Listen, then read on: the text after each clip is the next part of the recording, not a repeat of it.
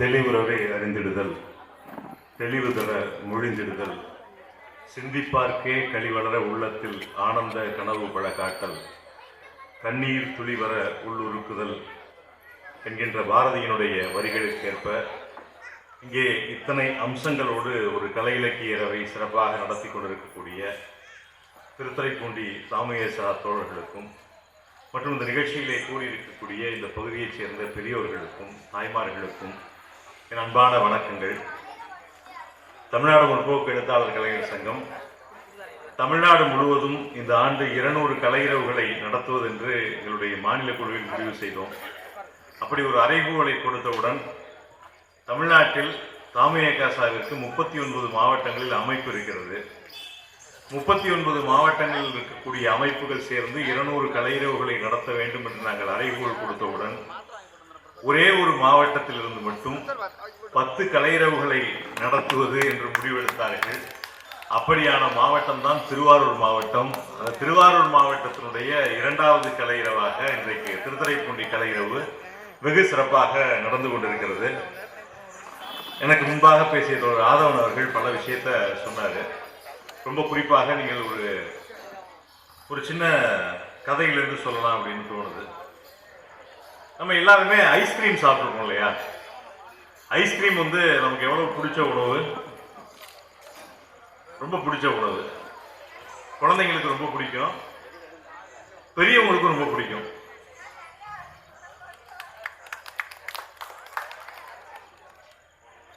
குழந்தைங்களுக்கும் ஐஸ்கிரீம் ரொம்ப பிடிக்கும், பெரியவங்களுக்கும் ஐஸ்கிரீம் ரொம்ப பிடிக்கும். ஐஸ்கிரீம் சாப்பிட்டா என்ன ஆகும்? சளி பிடிக்கும். ஐஸ்கிரீம் சாப்பிட்டா ஏன் சளி பிடிக்குதுன்னு தெரியுமா? ஏன்னா நம்முடைய வெப்பமண்டல நாடு இல்லையா? இங்கு சராசரியாக 30-35% வெப்பம் இருக்கக்கூடிய நாடு. ஆனால் ஒரு ஐஸ்கிரீம் சாப்பிடுகின்ற போது ஐஸ்கிரீம் எந்த அளவிற்கு அது குளிர்விக்கப்பட்டிருக்கும்னா, இது +35 இருந்தா ஐஸ்கிரீம் -35 இருந்தாதான் அந்த குளிர்விக்கல தன்மையில இருக்கணும். அது ஐஸ்கிரீமா இருக்கணும்னா அது -35 இருக்கணும். -35 இருக்கிற ஐஸ்கிரீமை எடுத்து +35 இருக்கிற வெப்பமான ஒரு இடத்தில் நாம் ஐஸ்கிரீமை சாப்பிடுகின்ற போது என்ன ஆகும்? சளி பிடிக்கும். ஆனா இது சளி பிடிக்கும் நமக்கு அப்ப தெரியாது. ஏன் தெரியாது தெரியுமா? ஏன்னா ஐஸ்கிரீம் நீங்க சாப்பிடும் போது நமக்கு தொண்டையில எந்த பிரச்சனையுமே அப்ப தெரியாது. ஐஸ்கிரீமை சாப்பிட்டு முடிச்சு ஒரு மணி நேரம் 2 மணி நேரம் கழிச்சுதான் நமக்கு தொண்டை லைட்டா கம்புற மாதிரி இருக்கையா அப்படின்னு தோணும். என்னன்னா ஐஸ்கிரீம் சாப்பிடும் போது அதுல இருக்க சாக்லேட் பிளேவரு, அதுல இருக்க வெண்ணிலா பிளேவர்லாம் நம்ம சொல்லும் போதே வாய் ஊறும். அப்படி சாப்பிடும் போது என்ன ஆகும்? நம்முடைய மூளை இருக்கு இல்லையா, இந்த மூளை ரொம்ப உற்சாகமாயிருமா. ஏதோ சந்தோஷமா ஒரு விஷயத்த சாப்பிட்றோம் அப்படின்னு மூளை உற்சாகமாயிடும். மூளை உற்சாகமானதுனால +35 டெம்பரேச்சர்ல இருக்கிற இடத்துல -35 உள்ள செலுத்தினாலும் தொண்டையில என்ன பிரச்சனை வந்தாலும் மூளை அதை காட்டி கொடுக்காது. ஏன்னா மூளை ரொம்ப சந்தோஷமா ஐஸ்கிரீம் சாப்பிட்டுட்டு இருக்கும். சாப்பிட்டு ஐஸ்கிரீம்லாம் சாப்பிட்டு செரிச்சதுக்கு அப்புறம் தான் ஒரு 2 மணி நேரம் கழிச்சு தொண்டை லைட்டா கம்மும். இன்னைக்கு தமிழ்நாட்டுடைய நிலைமை கிட்டத்தட்ட அப்படித்தான். ரொம்ப சந்தோஷமா எல்லாம் தேர்தலை திருவிழா மாதிரி நடத்தி ஒரு இடத்துல எல்லாம் குத்தி முடிச்சு நல்ல ஐஸ்கிரீம் சாப்பிட்டு ஜம்முன்னு இருக்கும். ஆனா தொண்டை கம்முறது இப்பதான் லைட்டா தெரிய ஆரம்பிக்குது. நேற்று சட்டமன்றத்துல காவேரி பிரச்சனையை பத்தி பேசுனியானா இவங்க நடத்துற அந்த உரையாடல் இருக்குல்ல, இந்த உரையாடலையே இப்ப நமக்கு லைட்டா கம்ம ஆரம்பிக்குது. இவர்கள் இந்த கலைஞர்கள் என்ன தலைப்பில் பேசலாம் அப்படின்னப்ப கங்கை முதல் காவிரி வரை அப்படின்னாங்க. கங்கை முதல் காவிரி வரை அப்படிங்கிறது ஏதோ ஒரு நதி குறித்தான ஒன்றாக எனக்கு தெரியவில்லை.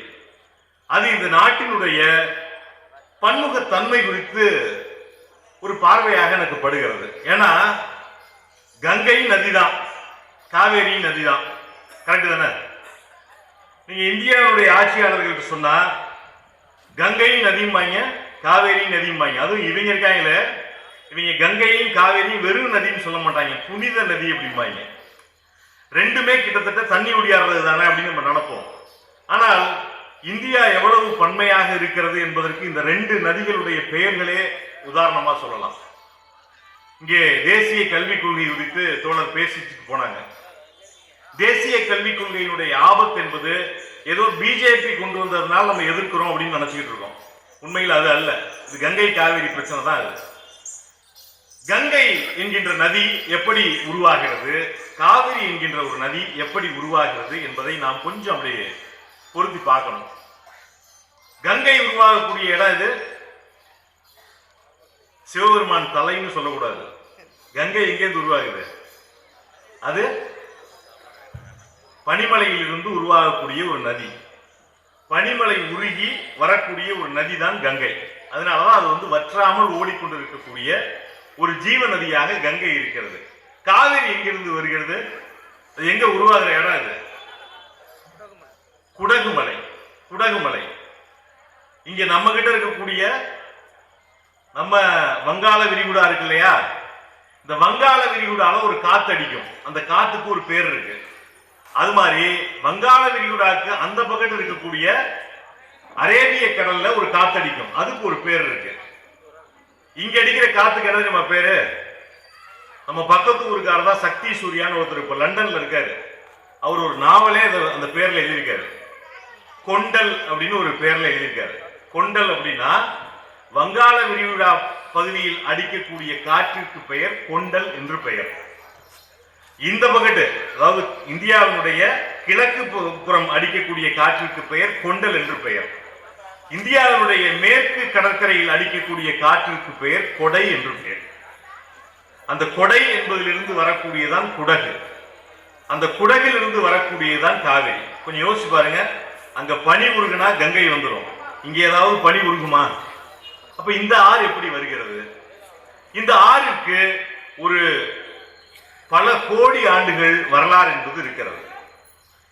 இந்தியா என்கின்ற இந்த நாடு, இந்த இன்னைக்கு இருக்கக்கூடிய இந்தியா என்பது எங்க இருந்துச்சு அப்படின்னு பார்த்தா, ஆப்பிரிக்காவினுடைய ஒரு பகுதியாக பல கோடி ஆண்டுகளுக்கு முன்பு இருந்த பகுதி தான் இந்தியா என்கின்ற இன்றைய நாடு.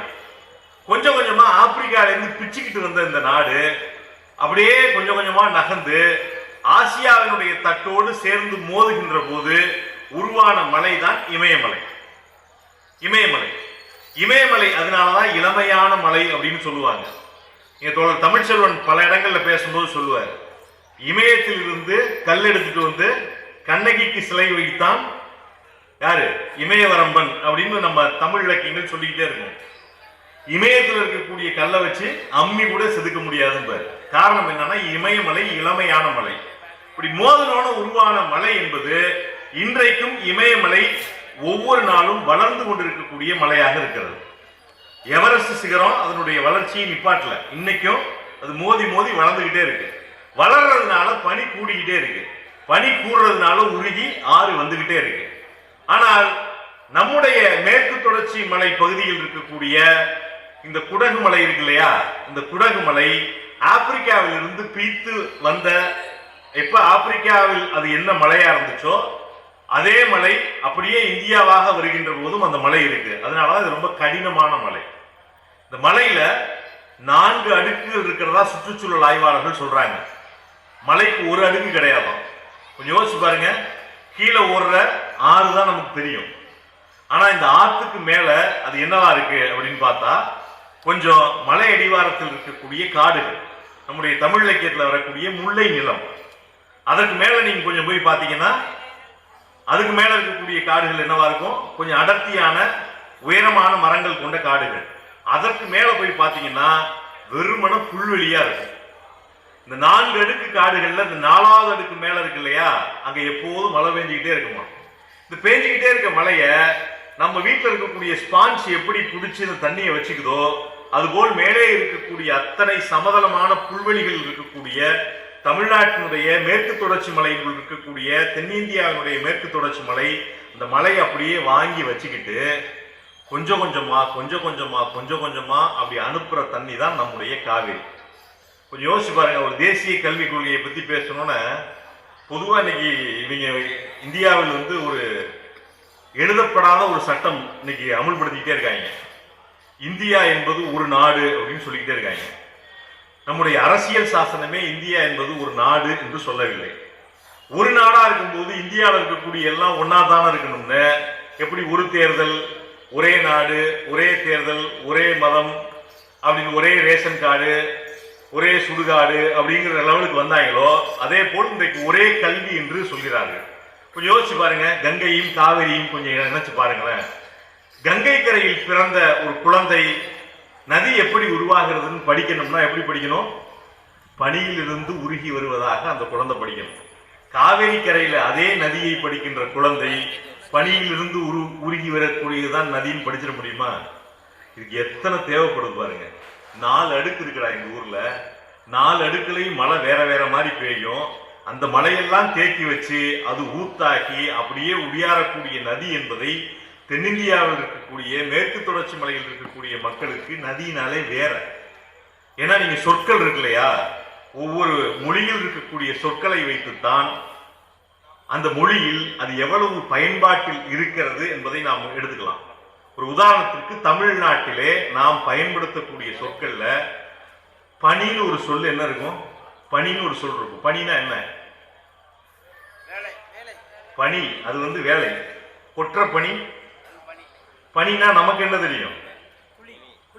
மார்கழி பனி தான் நமக்கு தெரியும். அதை தாண்டி நமக்கு பனி தெரியுமா? ஆனால் ஒரு ஐஸ் கட்டி அப்படின்னா அது தமிழ்ல எப்படி சொல்லுவீங்க? அதுக்கும் பனிதான். ஸ்னோனா அதுக்கும் பனிதான்.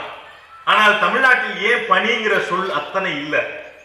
ஆனால் தமிழ்நாட்டில் கொஞ்சம் யோசிச்சு பாருங்க, தமிழில் ஒரு படகு என்கின்ற ஒரு சொல்லுக்கு, தண்ணீர மிதக்கக்கூடிய ஒரு படகுக்கு எத்தனை வகையான சொற்கள் இருக்குன்னு பாருங்க. கப்பல், நாவாய், ஓடம், படகு, இது மாதிரி எத்தனை சொல் இருக்கு. ஏன்னா தமிழர்கள் அதிகமாக கடலில் இத்தனை விதமான சாதனங்களை பயன்படுத்துறாங்க. அதனால இத்தனை சொற்கள் வந்துச்சு. ஏன் பனி இல்லைன்னா நம்ம பனியே அனுபவிக்கல. இப்போ ஒரு சொல்லுங்கிறதே எப்படி? ஒரு மொழியில் ஒரு சொல் வரணும்னா அது அந்த நிலத்தோடு தொடர்புடையது. இந்த இந்தியா முழுக்க ஒரு கல்வி கொண்டு வரணுங்கிறாங்க இல்லையா, இந்த இந்தியா முழுக்க ஒரு கல்வியை ஒரு காலத்திலும் கொண்டு வரவே முடியாது.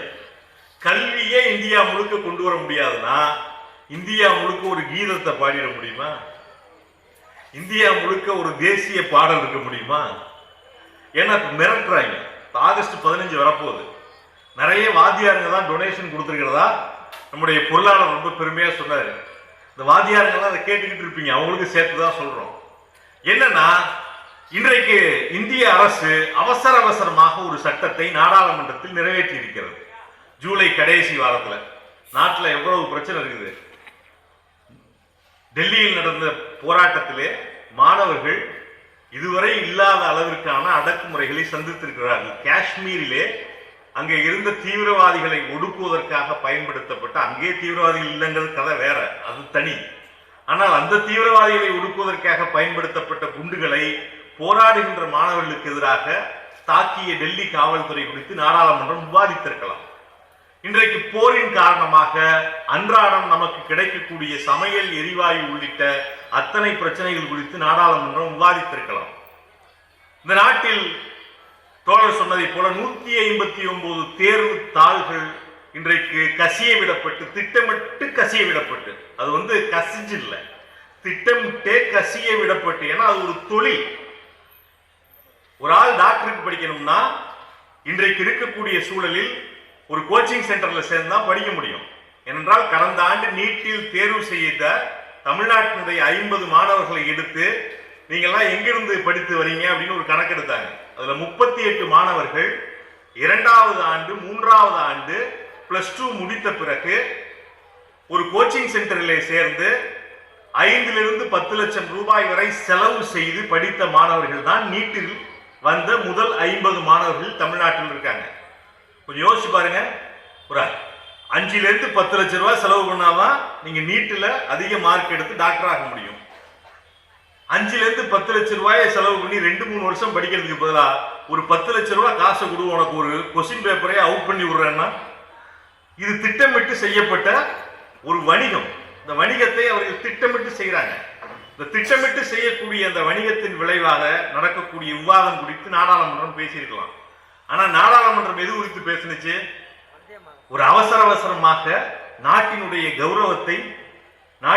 கௌரவத்தை சிதைப்பதற்கு எதிராக ஒரு தடை சட்டத்தை உருவாக்குவது 1971 ஒரு தேசிய கீதத்தை யாரும் அவமதிச்சிடக்கூடாது அப்படின்னு உருவாக்கப்பட்ட ஒரு தடை சட்டத்தில் இன்றைக்கு கூடுதலாக ஒரு திருத்தம் செய்து வந்தே மாதரம் பாடலையும் யாரும் அவமதித்து விடக்கூடாது என்று ஒரு சட்டத்தை நிறைவேற்றியிருக்காங்க. உடனே நம் ஆளுங்கள்லாம் கீழே அங்க போன நாடாளுமன்ற உறுப்பினர்கள்லாம் இனி நம்முடைய நிகழ்ச்சிகளில் அரசு விழாக்களில் வந்தே மாதரம் பாடலை பாடாவிட்டால் 3 ஆண்டு சிறை தண்டனைன்னு கொடுத்து போட்டாங்க. ஆனால் அந்த சட்டம் என்ன சொல்கிறது என்பதை இந்த இடத்திலே நாங்கள் விளக்க வேண்டும். அந்த சட்டத்தில் இப்போது நிறைவேற்றி இருக்கக்கூடிய சட்டத்தில் கூட வந்தே மாதரம் பாடல் முழு பாடல், அதனுடைய முழு பாடல் இருக்கு இல்லையா, அந்த முழு பாடலை பாடக்கூடாது என்று அரசியல் நிர்ணய சபை முடிவு செய்து முதல் 2 பத்தியம் மட்டும்தான் பாடணுங்குது. அந்த பாடலைத்தான் இப்போது நிறைவேற்றப்பட்டிருக்கக்கூடிய சட்டமும் சொல்லுது. இன்னொன்று, வந்தே மாதரம் பாடலை பாடாவிட்டால் கைது செய்து விடுவார்கள், அபராதம் விதிப்பார்கள் போன்ற பூச்சாண்டிகள் இருக்கு இல்லையா, அது எதுவுமே அந்த சட்டத்துல கிடையாது. அந்த சட்டத்துல என்ன இருக்குன்னா, ஒரு வந்தே மாதரம் பாடல் ஒரு இடத்தில் பாடப்படுகின்ற போது நீங்கள் அதை அவமதிக்க கூடாது, பாடுகின்றவர்களை தடுக்க கூடாது. ஆனால் பாடியே ஆக வேண்டும் என்று இப்போது நிறைவேற்றிருக்கக்கூடிய சட்டத்தில் கூட கிடையாது. ஆகவே நம்முடைய ஆசிரிய பெருமக்களும் அரசு ஊழியர்களும் ஆகஸ்ட் 15ஆம் தேதி வந்தே மாதரத்தை பாடணும்னு பயந்துகிட்டு ரெக்கார்ட் பண்ணிக்கிட்டுலாம் போகாதீங்க. அப்படி இப்போது நிறைவேற்றப்பட்ட சட்டத்திலும் கூட கிடையாது. ஆனால் எதற்காக அவர்கள் வந்தே மாதரம் பாடலை மீண்டும் மீண்டும் பாட சொல்கிறார்? அதற்கு பின்னால் இருக்கக்கூடிய அரசியல் என்ன? வந்தே மாதரம் பாடலை எழுதியவர் ஒரு தேசபக்தரா என்று கேட்டால், அதை எழுதிய பங்கிம் சந்தர் என்பவர் யார் என்றால், இந்தியாவை கிழக்கிந்திய கம்பெனி ஆண்டு கொண்டிருந்த போது இந்தியாவில் நடைபெற்ற சிப்பாய் புரட்சியின் காரணமாக 1858 நேரடியாக பிரிட்டன் நாடாளுமன்றம் இந்தியாவை ஆளத் தொடங்கியது. பிரிட்டன் நாடாளுமன்றம் ஆளத் தொடங்கிய போது இந்தியாவில் ஒரு அதிகாரியை நியமிக்க வேண்டும். அப்படி இந்தியாவில் பிரிட்டன் நாடாளுமன்றத்தால் பிரிட்டன் ராணியால் அவருடைய துணை பொறுப்பிற்கு நியமிக்கப்பட்ட பிரிட்டன் அரசுக்கு சேவகம் செய்வதற்காக நியமிக்கப்பட்டவர் தான் யாருன்னா, வந்தே மாதரம் பாடலை எழுதிய பங்கிம் சந்தர் அவர்கள். அவர் அந்த பாட்டை ஏன் எழுதினாருங்கிறது சுவாரஸ்யம். அதனுடைய 150வது ஆண்டு விழா 2026 என்று நம்முடைய பிரதமர் வந்து கொண்டாடினார். அவர் கொண்டாடும் போது இன்னொன்று கூட சொன்னார், காங்கிரஸ் அந்த பாடலை பிளந்து விட்டது, அதனுடைய ஜீவனை அது செதச்சிருச்சு அப்படின்னாரு. ஆனால் உண்மையில் எந்த ஜீவனுக்காக அந்த பாடல் எழுதப்பட்டதுன்னு ஒரு வரலாறு இருக்கு. அது எதுக்காக எழுதப்பட்டுச்சுன்னா, இந்தியாவை பிரிட்டிஷ்காரர்கள் நேரடியாக ஆளத் தொடங்கி விட்டார்கள். அப்ப இந்தியர்களுக்கு பிரிட்டிஷ் ராணி மீது ஒரு மரியாதை வரணும் இல்லையா? அப்படி ராணியை கொண்டாடுவதற்காக ஒரு ஆங்கில பாடலை எழுதி, இனி இந்தியாவில் இருக்கக்கூடிய அடிமை இந்தியாவில் இருக்கக்கூடிய இந்தியர்கள் அனைவரும் ராணியை புகழ்ந்து பாடுவதற்காக ஒரு ஆங்கில பாடலை எழுதி அனுப்புனாங்க. எப்படி இப்ப வந்தே மாதரத்தை எல்லாம் பாடணும்னு சொல்றாங்களோ, அதே மாதிரி அன்னைக்கு பிரிட்டிஷ் ராணியை கொண்டாடுறதுக்காக ஒரு பாட்டு எழுதி அனுப்புனாங்க. அன்னைக்கு இவர் தானே உயர் அதிகாரி இந்தியாவில். இவர் என்ன பண்ணாரு, இவருக்கு உடனடியாக இவருக்கு தெரிந்த மொழி வங்காளமும் சமஸ்கிருதமும். இந்த வங்காளமும் சமஸ்கிருதமும் தெரிந்ததால் அவர் என்ன பண்ணார்னா, ராணியை புகழ்ந்து பாடுகின்ற அந்த பாடலுடைய சொற்களை எடுத்துக்கொண்டு இவர் வந்தே மாதரம் என்கின்ற ஒரு பாடலை எழுதுறார். வந்தே மாதரம்னா ஒண்ணும் கிடையாது, அது பாரதியார் ரொம்ப அழகாவே விளக்கியிருப்பார். வந்தே மாதரம் என்போம் எங்கள் மாநில தாயை வணங்குதும் என்போம். வந்தே மாதரம்னா என்னன்னா, எங்க மாநில தாயை வணங்குறோம்னு. மாநில தாய் என்றால் அவர் எழுதிய அந்த பாடலில் இருக்கக்கூடிய முதல் 2 பத்தியில எந்த பிரச்சனையும் கிடையாது. அதுக்கப்புறம் அந்த தாய் யார் ஆயிடுவார்னா, துர்கா தேவி ஆயிடுவார். ஏன் துர்கா தேவி ஆவார்னா, அவர் இந்திய மக்களுடைய பண்பாட்டோடு சொல்லணும்னா, பிரிட்டிஷ் ராணியை கொண்டாடுவதென்றால் நீங்கள் துர்கா தேவியோடு தான் இணைத்து பார்க்க வேண்டும்.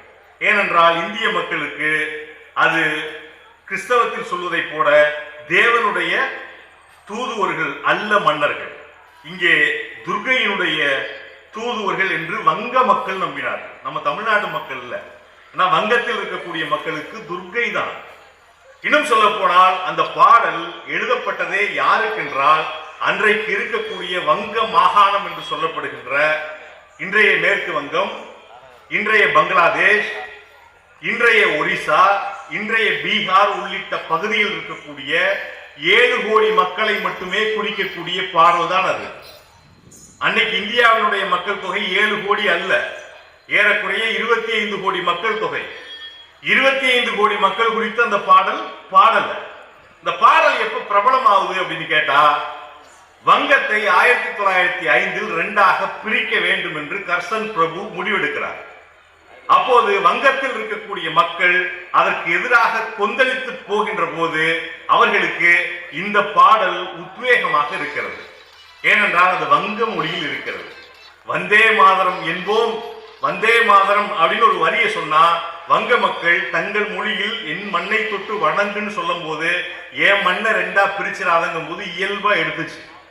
இந்தியாவினுடைய அன்றைக்கு போராடி கொண்டிருந்த விடுதலை போராட்ட வீரர்களுக்கு அது பிடிச்சிருந்துச்சு. எல்லா ஊருக்கும் அதை கொண்டு வந்தாங்க. தமிழ்நாட்டில் வஉசி அதை கொண்டு வந்தார், பாரதி அதை மொழிபெயர்த்தார், திலகர் அந்த மண்ணுக்கு கொண்டு போனார். ஆனால் அது அன்றைக்கும் கூட ஒட்டுமொத்த இந்தியாவிற்கான தேசிய கீதம் அல்ல, முழுக்க முழுக்க வங்காள மக்களுக்கான தேசிய கீதம். சரி, வங்காள மக்களுக்கான தேசிய கீதமா இருந்துச்சுல்ல, அதுக்கப்புறம் என்னென்ன பாட்டெல்லாம் வந்துச்சு அப்படின்னு பார்த்தா, 1905 வந்தே மாதரம் இந்தியா முழுவதும் பரவுவதற்கு முன்பாகவே இன்னொரு பாடல் இந்தியாவை, ஒட்டுமொத்த இந்தியாவையும் புகழ்கின்ற ஒரு பாடல் கவிஞர் இக்பால் என்கின்ற ஒருவரால் எழுதப்பட்டது. இந்த இக்பால் எழுதிய பாடல் சாரே சகாச்சே அச்சா அப்படின்னு ஒரு பாட்டு கேட்டிருப்போம். இந்த பாட்டு எப்ப போடுவாங்கன்னா, ராணுவ அதிகாரிகளுடைய அணிவகுப்பின் போது போடக்கூடிய பாடல். இந்த பாடலை இக்பால் அவர்கள் எழுதுகின்ற போது அவர் லாகூர் பல்கலைக்கழகத்தில், இன்றைய பாகிஸ்தான் அன்றைய இந்தியா, அதில் பேராசிரியர். அவர் அந்த பாடலை எழுதுகின்ற போது முதலாக இந்திய நிலத்தை பேசுகின்ற பாடல் என்றால் அந்த பாடல் தான். அதில் தான் இந்தியாவுடைய மலைகள் வரும், இந்தியாவுடைய குறுக்கு நெடுக்காக ஓடுகின்ற ஆறுகள் வரும், இந்த நிலைகள் குறித்து பாடக்கூடிய பாடல் அது. ஒரு கட்டத்தில் இந்தியாவிற்கு விடுதலை கிடைக்கப் போகிறது. என்ன பாடலை வைக்கலாம் என்கின்ற உரையாடல் நடக்கின்ற போது, இந்த உரையாடலிலே வந்தே மாதரத்தை வைக்கலாமா, சாரே சகாச்சே அச்சா வைக்கலாமா என்கின்ற போது அதை விடவும் இன்னும் சிறப்பாக எது முன்வைக்கப்பட்டதென்றால் ரவீந்திரநாத் தாகூர் அவர்கள் எழுதிய ஜனகண மன என்கின்ற அந்த பாடல். ஏனென்றால் இக்பால் எழுதிய பாடலை விடவும் கூடுதலாக அது ஒட்டுமொத்த தென்னிந்திய நிலங்களையும் சேர்த்து பாடிய பாடல். அதில்தான் திராவிட நிலம் குறித்தான ஒரு வரி என்பது இருக்கிறது. ஒட்டுமொத்த இந்தியா குறித்து மட்டும் பாடுவதல்லாமல் ஒரு மதசார்பற்ற, இன்னும் சொல்ல போனால் இக்பாலுடைய பாடலில் கூட அது இந்து முஸ்லிம் ஒற்றுமை குறித்து பேசும். ஆனால் அது சமய சார்பற்ற பாடல் அல்ல. ஆனால் ஜனகணமன பாடல் முற்றிலும் சமய சார்பற்ற பாடல். ஆகவே நீங்கள் இந்தியாவிற்கு விடுதலை கிடைக்கிறது. விடுதலை கிடைத்தவுடன் எந்த பாடல் ஒழிக்க வேண்டும் என்று கேட்டபோது இந்திய தலைவர்கள் இந்த 3 பாடலையும் ஒழிச்சிருங்க அப்படின்ட்டாங்க. இந்த 3 பாடலும் ஒழிக்கப்பட்டது. இன்னும் சொல்ல போனால் கொடியேற்றியவுடன் முதலாக ஒழிக்கப்பட்ட பாடல் என்பது இக்பால் அவர்கள் எழுதிய சாரே சகாச்சே அச்சா தான் முதலாவதாக வாசிக்கப்பட்டது. 2ஆவதாக வாசிக்கப்பட்டது ஜனகணமன, 3ஆவதாக வாசிக்கப்பட்டதுதான் வந்தே மாதரம். அதற்கு பின்புதான் அரசியல் நிர்ணய சபை கூடுகிறது. அரசியல் நிர்ணய சபை கூடியவுடன் அவர்கள் விவாதத்தின் விளைவாக எந்தெந்த பாட்டிற்கு எந்தெந்த இடத்தை கொடுக்க வேண்டும் என்று வருகின்ற போது தேசிய கீதமாக ஒரு மதசார்பற்ற பாடல் இருக்க வேண்டும், ஒட்டுமொத்த இந்திய நிலத்தையும் பேச வேண்டும் என்றால் அது இன்றைக்கு நாம் பயன்படுத்துகின்ற ஜனகணமன. 2வது ஒரு தேசிய பாடலாக மக்கள் மத்தியில் பிரபலமான பாடல் வந்தே மாதரம்.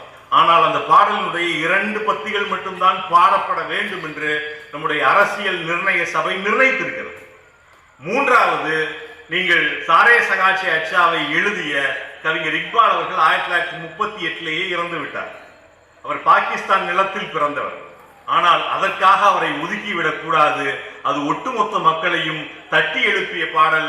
ஆகவே இந்திய ராணுவத்தினுடைய அணிவகுப்பிற்கான பாடலாக இருக்கக்கூடியது பாகிஸ்தான் மண்ணில் பிறந்த, இன்னும் சொல்ல போனால் பாகிஸ்தான் என்கின்ற சொல்லை உருவாக்கிய கவிஞர் இக்பால் அவர்களுடைய பாடலை இந்திய தலைவர்கள் ஏற்றுக்கொண்டார்கள்.